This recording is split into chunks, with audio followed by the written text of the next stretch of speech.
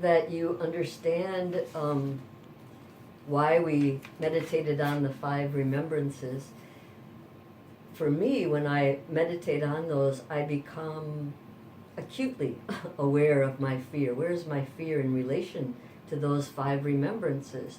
And sometimes it is that awareness that everything I love and everything that I have I'll be separated from. And I don't know if the camera can see Molly or not, but Molly has become much more affectionate. She stays very close to me and wants to be petted, and I can feel that change and what that might mean as we sort of proceed towards the ends of our lives. And I find that I have fears. Like, I don't want that. I don't want that to happen. Yet, when I bring my mind to it, the awareness of it, my love for the preciousness in the moment is so vivid. So I want to encourage you. This is a very important step in the very threads or the fabric by which these 8 teachings are woven. Fear. And being able to align yourself with the truths and seeing your fears, and then really being aware of what aligning, being courageous and curious enough, what that aligning really brings. And there are huge benefits, not even small. It's not like you have to wait. It's like, if you can open your heart to it, you'll see. So we're extending in this class a little bit more on the interconnectedness. And we're going to use the analogy of the container. So the container in this analogy is the world. And all its inhabitants, all the plants and animals and humans, are its contents. And as you think of that, we understand how the contents affect the container. Like, if the contents are hot, the container may be more palatable or less rigid. And if they're cold or corrosive or toxic, also the container that holds us and sustains us affects us. So there's this interconnected, interdependent relationship with, if you think about the world, and then the container being the container, and then the contents, and how it works both ways. The container affects the contents, and the contents affect the container. They are one. We've talked about this many, many times, how hatred and love are the same, how kindness and unkindness are the same. They're interrelated. Breathing. As we breathe in, it is one of the life-sustaining parts of our life. We don't even think about it. We breathe in and we have oxygen to take in and keep our body alive. And as we breathe out, we breathe out the very thing that plants need to keep them alive, carbon dioxide.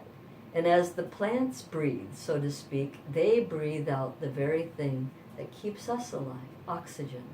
And as we breathe in that oxygen and we breathe out carbon dioxide, you can see how we are affecting each other. Bringing your awareness to that is key. It's such a small thing, but it's a huge thing. Self and other are not 2 entirely distinct things. We are, in a way, we have predispositions that are unique, but we are not distinct. We are not separate of each other. Because we have this interconnectedness, this web of interrelatedness, that heartfelt understanding of the connection, the deep connection, will bring gratitude to our lives.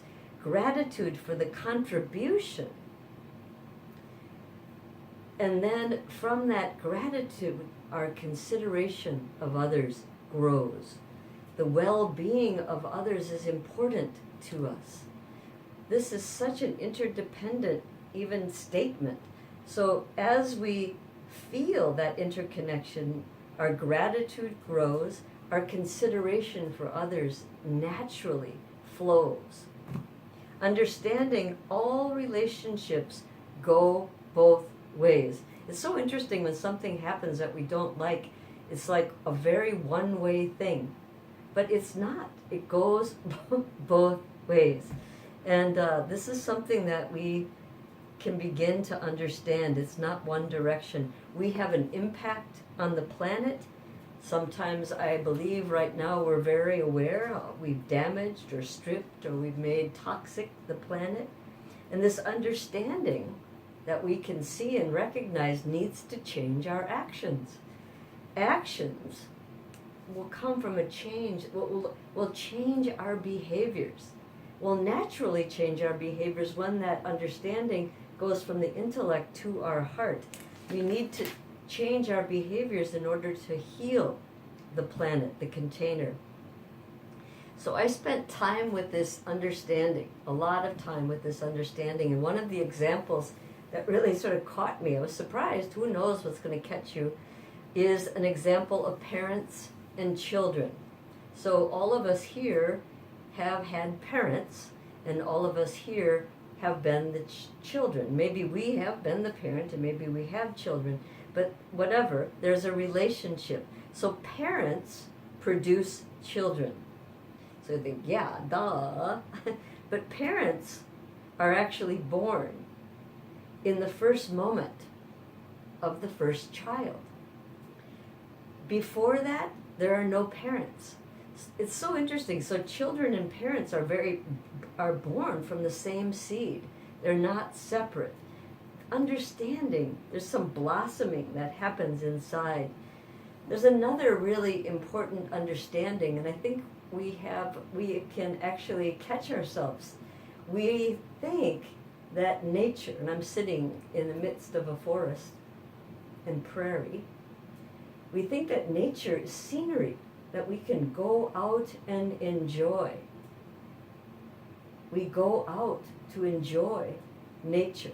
In the city dwellers, for example, have made, a lot of times that if you're a city dweller, you've made a separation. So you're kind of walled in by the city. You don't actually feel the earth. Madison is amazingly unique in that way because there are a lot of bike paths and there's a relationship, a connection to nature. Like in New York, there's like all pavement, all concrete, all buildings. And nature may be in these parks, but it's very disconnected. But we need to wake up. Nature is not scenery. Nature, urban existence, urban environment feels remote to most people who are city dwellers. We don't witness that we have this fundamental reliance upon it. It's not a backdrop. It is an interdependent relationship with us. We need to actually get out and touch the earth. We need to get out and stick our hands in the snow maybe. We are obstructed from seeing how the natural environment is in this interconnectedness with us. So it is the very stage upon which we play, so to speak. Without the stage, there'd be no playing, there'd be no life. Seasons set a rhythm, so to speak. In winter, we might go inward more. In summer, we go outward. There's a direct connection in the sensory contact we have with nature. If you have a sensory contact with nature, smell the soil, listen to the bird songs, hear the running water as it cascades over rocks. When we do this, our senses open up. And as our senses open up, our heart is more open. Direct sensory experience evokes affection. It evokes closeness. So when you share an experience outdoors with another, there's this closeness that happens, and we all are aware of it. So as we are sharing our sensory awareness, our intellectual awareness, our feeling awareness, what this brings is openness and connectedness. Getting involved in caring for the environment, seeing our role in the environment directly, and indirectly. So it's harder to see the indirect. The choice of our profession, whether or not we're married or who we're married to, they create, for instance, conditions. So what we do for a living, who our parents were, create conditions that shape our life. And a lot of that is without choice. I mean, we may have chosen our partner, but the conditions that it creates, we have no understanding of. We need to take time to notice the ripple effect of our interconnectedness. This is crucial. And what it will do is widen our scope, widen our lens. Start with your immediate surroundings. And as we see our immediate surroundings, how they color, it will widen our lens. The wider the horizon,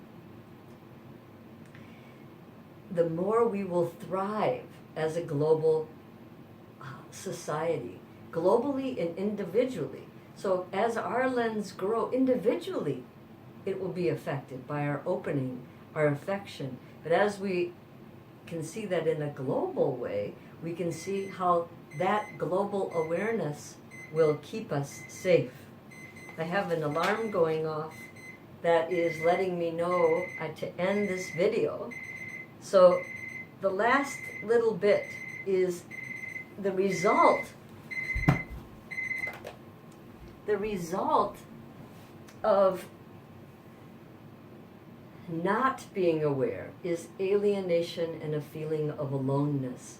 Many of us feel alienated in different aspects of our life, or maybe the whole of our life, and a deep loneliness that we don't quite understand.